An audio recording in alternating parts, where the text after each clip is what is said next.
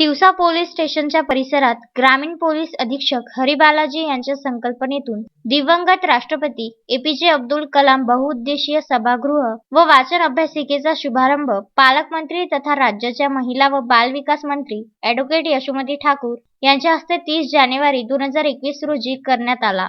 Police स्टेशनच्या परिसरात अभ्यासिका असल्याने विद्यार्थी सुरक्षित वातावरणात अभ्यास करतील, त्यामुळे त्यांनी एकाग्रतेने अभ्यास करून यश प्राप्त करावे, असे पोलीस अधीक्षक हरिबालाजी यांनी यावेळी सांगितले. या अभ्यासिकेच्या शुभारंभ प्रसंगी तिवसा पंचायत समितीच्या सभापती पूजा आमले, तिवसा नगर परिषदेचे नगराध्यक्ष वैभव वानखडे, पोलीस अधीक्षक हरिबालाजी, अपर पोलीस अधीक्षक श्याम घुगे, उपविभागीय पोलीस अधिकारी जितेंद्र जाधव, तिवसा पोलीस स्टेशनच्या पोलीस निरीक्षक रीता उईके, सहाय्यक पोलीस निरीक्षक विवेकानंद भारती, राजेंद्र पांडे, शैलेश मस्के, तिवसा तहसीलचे तहसीलदार वैभव फरतारे आदी यावेळी उपस्थित होते. या कार्यक्रमाचे प्रास्ताविक ठाणेदार रीता उईके यांनी केले, तर सूत्रसंचालन गौरव तिवसकर यांनी केले. रामचंद्र मुंदाने, विदर्भ न्यूज, तिवसा.